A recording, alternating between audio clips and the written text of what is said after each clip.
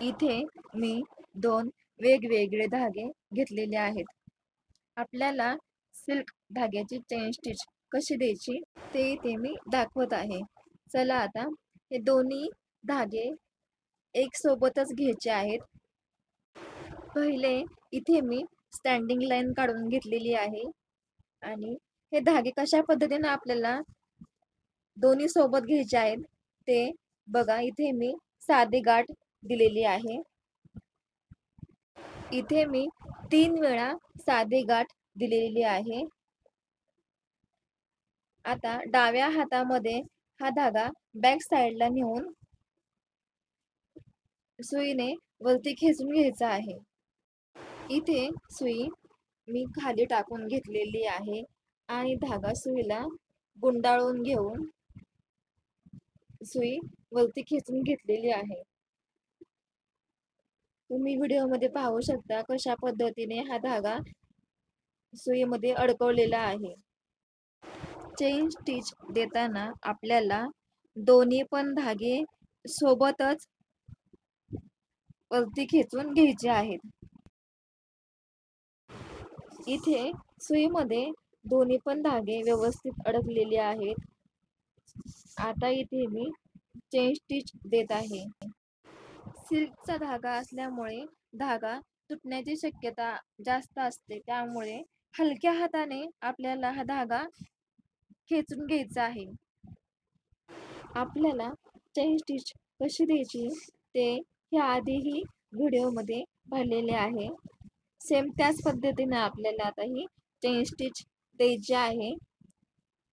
फक्त आता ह्यावेळेस सिल्कचा धागा इथे मी चेन स्टिच साठी घेतलेला आहे. आता इथे मी एंड लॉक देत आहे.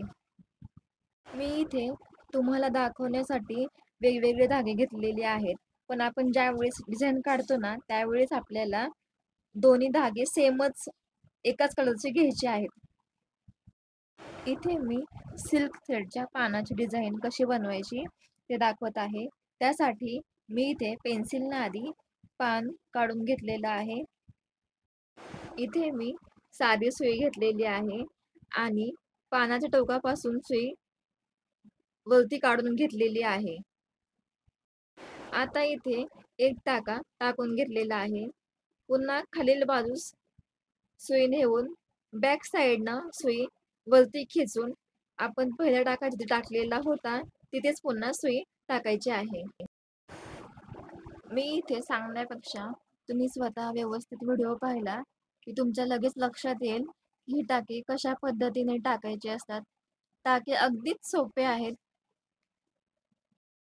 बघा आता इथे मी दुसऱ्या बाजूने देखील सुई काढलेली आहे आणि आपण जो सेकंड वाला टाका टाकलेला होता त्याच ठिकाणी थोडं खालच्या बाजूला जवळच आणखीन एक टाका टाकून घेतलेला आहे. ह्याच पद्धतीनं आपल्याला स्टेप बाय स्टेप टाके देत जायचे आहेत. हे पान मी कसं फिल केलं आहे ते मी साध्या सुईने दाखवलं आहे. नेक्स्ट व्हिडिओमध्ये आधी निडलने सुद्धा आपण पान स्टिचचं फिलिंग कसं द्यायचं हे पाहायचं आहे. अजून 2 पद्धतीने आपल्याला पानांची डिझाईन काढता येईल ते मी नेक्स्ट व्हिडिओमध्ये दाखवते. आता दाखवलं की व्हिडिओ खूप मोठा होऊन जाईल आणि तुम्हाला हे बघायला खूप कंटाळा येईल. त्यासाठी मी नेक्स्ट व्हिडिओमध्ये 2 पानांचं फिलिंग कसं द्यायचं, स्टिच कसं द्यायचं ते दाखवेल.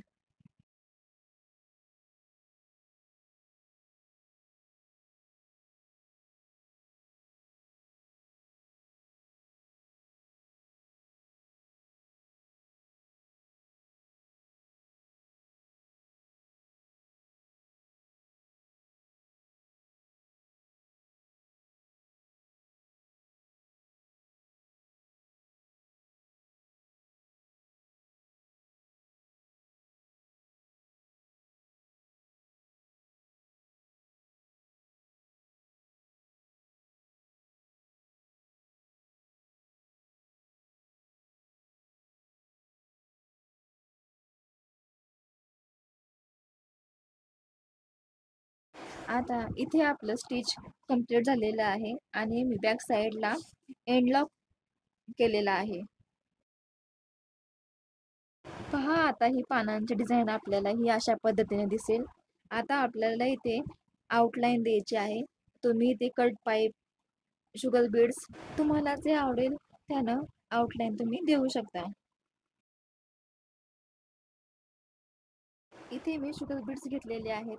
इथे मी 2-2 मणी घेऊन चेन स्टिच देत आहे.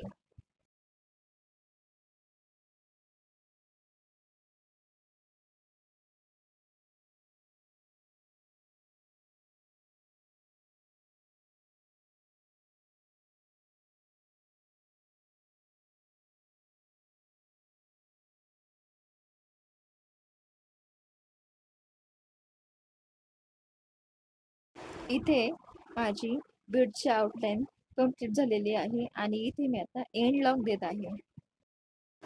तुम्ही इथे पानांच्या मध्ये सुद्धा बीड्सची डिझाईन देऊ शकता. अशा पद्धतीने आपली पानांची डिझाईन कंप्लीट झालेली आहे.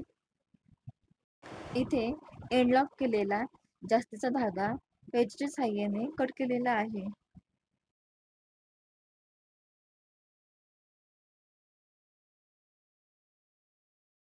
व्हिडिओ पाहिल्याबद्दल धन्यवाद.